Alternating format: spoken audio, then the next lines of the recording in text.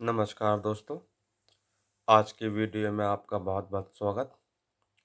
आज हम बात करने वाले हैं 150 watt hi fi class AB amplifier की। जैसा कि आप स्क्रीन पर देख सकते हैं, आपको दिख रहा है डिज़ाइन। ये कुछ इस प्रकार दिखता है। इसका जो 3D मॉडल है PCB डिज़ाइन का, कुछ इस तरह दिखता है ये। पीछे इसके ट्रांजिस्टर माउंट होंगे, कुछ इस तरह से। मैं अभी आपको दिखा दूँगा कि असल में मैंने कैसे माउंट किए हैं, किस तरह से इनको मोड़ के हीट सिंक पे माउंट किया है। फ़िलहाल आप ये 3D रेंडरिंग देखिए, ठीक है? ये हो गया फ्रंट और ये हो गई बैक। अभी मैं कंपोनेंट गैप करता हूँ। ये पीसीबी का लुक दिखता है बैक से और ये फ्रंट से। आप जैसा कि देख सकते हैं, ये एम्पलीफायर डेवलप किया गया है एक यूट्यूबर के ज़रिए। इनको मैं काफ़ी सालों से करीब सन 2018 से मैंने फ़ॉलो कर रहा हूँ और मैंने इनसे काफ़ी कुछ सीखा है। इनका एक एम्पलीफायर है JAT501 जो इन्होंने काफ़ी लंबी सीरीज़ में तैयार किया है, जो कि ग्राउंड से तैयार किया इन्होंने ज़ीरो से। एक-एक कंपोनेंट, एक-एक स्टेज को इन्होंने टेस्ट किया और फिर उसको रेडी किया और फिर एम्पलीफायर की वीडियो के साथ-साथ उसकी पीसीबी डिज़ाइन भी सभी के लिए उपलब्ध है। और फिर उसकी सक्सेसफुल होने के बाद डिज़ाइन, इन्होंने एक नया डिज़ाइन निकाला जिसका नाम रखा इन्होंने जॉन ऑडियो टेक 801 यानी कि JAT 801। 801 वर्ज़न और JAT 501 वर्ज़न में फ़र्क इतना है कि JAT 501 में 1 पेयर ट्रांजिस्टर लगा हुआ है आउटपुट पर और JAT 801 में 2 पेयर लगे हुए हैं। वो टेक्निकली 80 टू 100 वाट का एम्पलीफायर है और ये 200 से लेके 150 वाट का एम्पलीफायर है। इसका पीसीबी डिज़ाइन मैंने किया है और स्कीमेटिक मैंने जॉन ऑडियो टेक सर से लिया है, उनके चैनल से लिया है। जैसा कि आप देख सकते हैं, पीसीबी डिज़ाइन जो स्पीकर वाला हाई करंट वाला पाथ है, उसको मैंने एक्सपोज़ किया है ताकि सोल्डर कर कर उस पर थिकनेस बढ़ाई जा सके हाई करंट के लिए। साइड में फ्यूज़ें और रेल वोल्टेजेस दी गई हैं और इसको माउंट करने के लिए बैक साइड से करेंगे हम, जैसे हम करते आए हैं। टॉप ऑफ हीट सिंक इसको माउंट करने वाले हैं हम। ये इसका डिज़ाइन हो गया, मैंने आपको दिखा दिया। ड्राइवर ट्रांजिस्टर यहाँ लगे हुए हैं ये ड्राइवर ट्रांजिस्टर है और ये भी बीच में ये जो आप देख रहे हैं ब्लैक पार्ट, ये कॉइल होने वाली है हमारी। और जैसा कि ग्राउंड इसमें दिया गया है, ये यहाँ पर सिग्नल, ये मेन हमारा पावर ग्राउंड रहेगा, स्पीकर ग्राउंड भी यही है। बेसिकली हम पावर सप्लाई से ग्राउंड लेने वाले हैं और यहाँ ग्राउंड देंगे हम। हमारा यहाँ पर ये इनपुट रहेगी। मैं आपको पीसीबी पे एक्चुअली बता दूंगा। ये डिज़ाइन देखिए आप 3D दिख रहा होगा आपको ये, ठीक है। अब मैं इसका आपको मैंने क्या चेंज किया है इसमें और क्या ऐड किया है वो बताता हूँ मैं। डिज़ाइन हो गया, ये इसका ओरिजिनल स्कीमेटिक है, देख सकते हैं आप, जो कि जॉन ऑडियो टेक की तरफ से दिया गया है, जॉन सर की तरफ से दिया गया है। ये इसको मैंने रीड्रॉन किया यहाँ पर और कुछ नोट्स डाले हैं।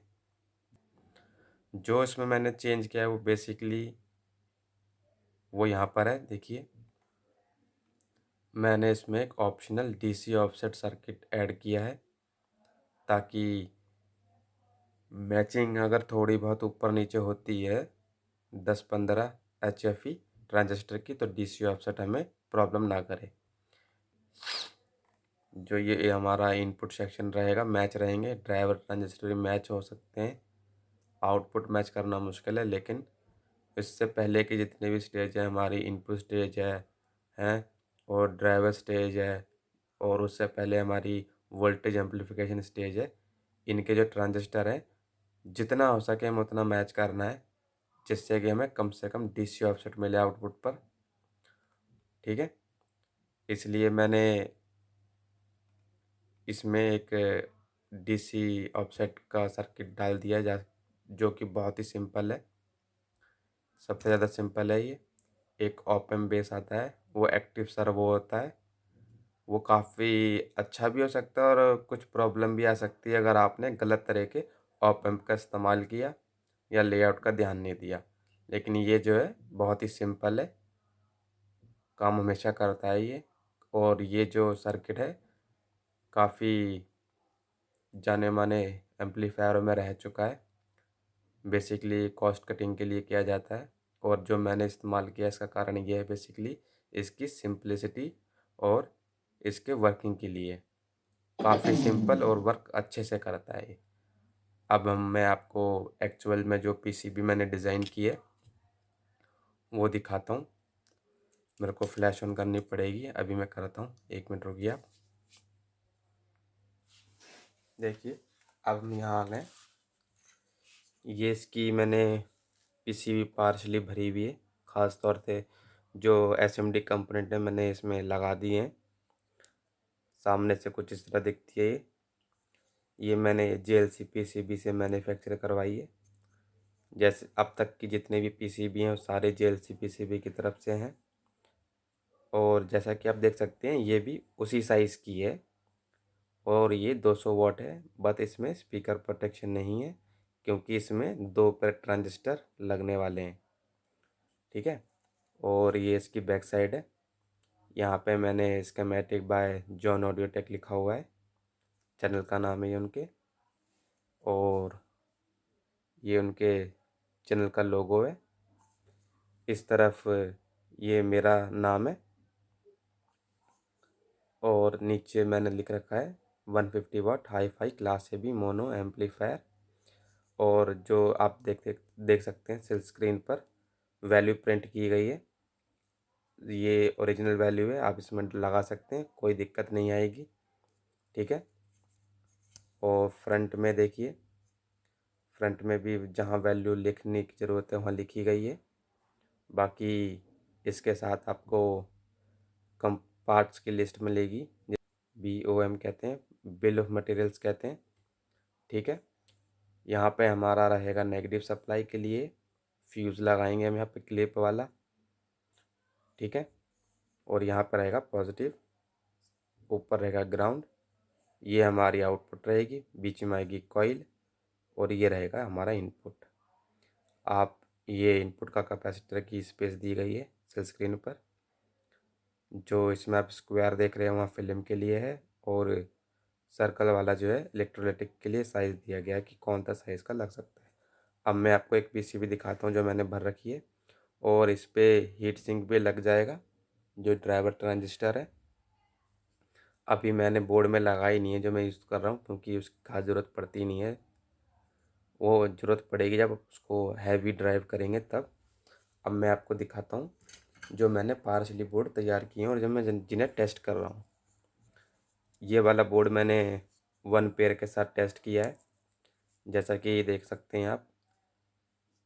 जैसे कि आप मेरे हाथ को हीट सिंक मान लीजिए फ्लैट साइड की तरफ से, हम इसको इस तरह से माउंट करेंगे और ये हीट सिंक पे सिट रहेगा, ठीक है? अब इस पे मैंने काफ़ी कंपोनेंट भर रखे हैं क्योंकि ये मैंने टेस्ट कर चुका हूँ मैं इसको 1 पेयर पर।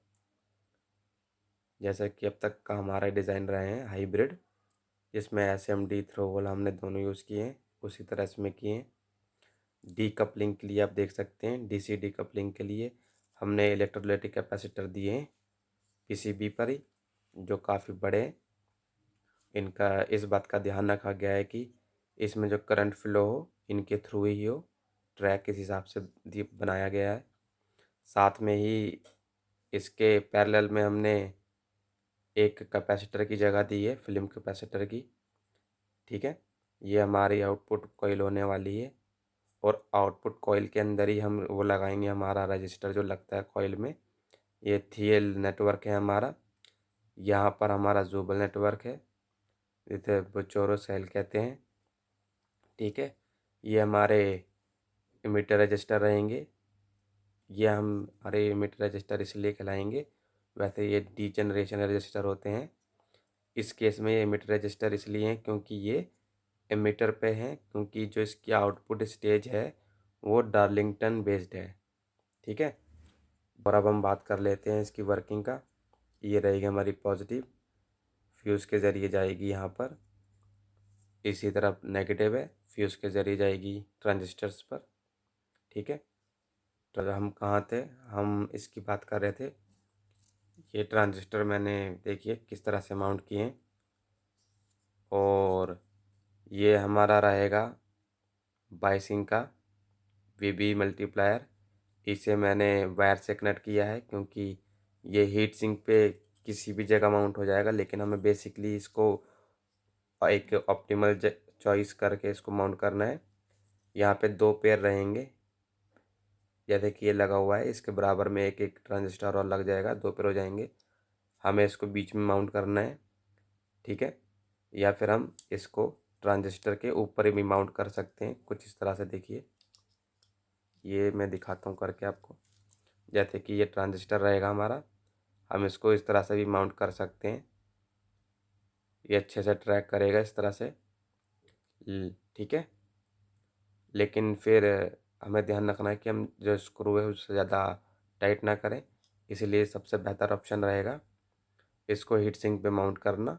ऐसे हम इसको वायर से एक्सटेंड कर लेंगे, और फिर इसको मिडल में, यहाँ पर हम इसको मिडल में इसको माउंट करेंगे, जिससे कि जो थर्मल ट्रैकिंग है बराबर होगी हीट सिंक की। ठीक है, और ये अपने कंट्रोल में रहेगा, बोर्ड ओवर हीट नहीं होगा, और बायस जो है थर्मल रन अवे नहीं कर पाएगा। ठीक है, अब मैं आपको इसकी वोल्टेज दिखाता हूँ। ये पीछे लगा हुआ है बोर्ड, मल्टीमीटर ये लगा हुआ है, इस पे पावर आ रही है। इस टाइम मैंने इसको कनेक्ट किया हुआ है। देखिए, मैं म्यूज़िक चला के दिखाता हूँ आपको। एक 50% कंप्यूटर पे मैंने इसको ऑन कर रखा है। ठीक है,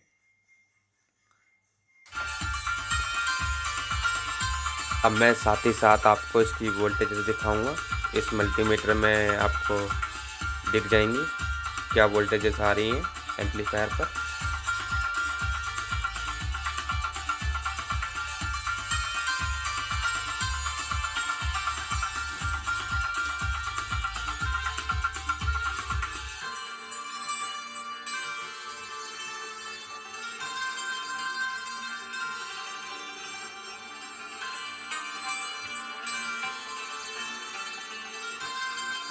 जैसा कि आप देख सकते हैं 33.4 आ रहा है इस पर वोल्टेज, 33.4। और नेगेटिव साइड पर आ रहे हैं, 1 मिनट रुकिए।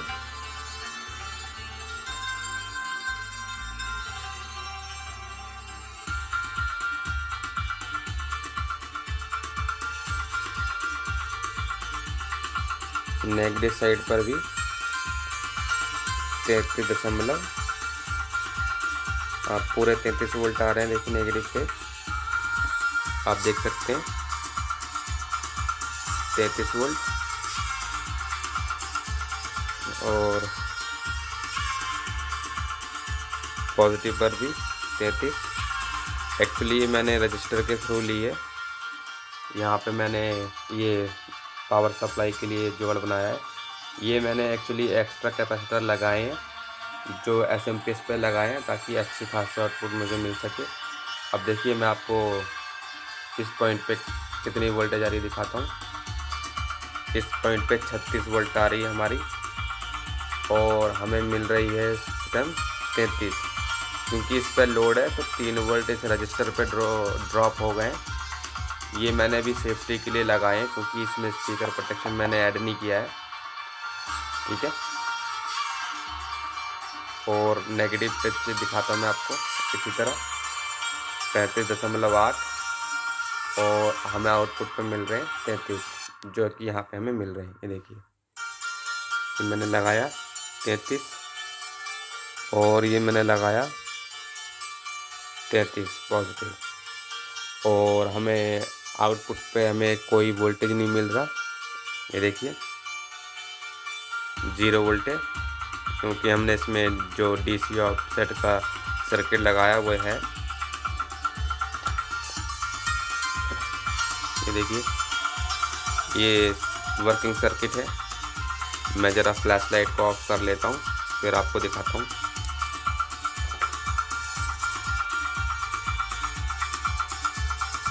ये वाला पोटेंशियोमीटर जो है डीसी ऑफसेट के लिए है, और ये वाला पोटेंशियोमीटर हमारा रहेगा बाइसिंग के लिए।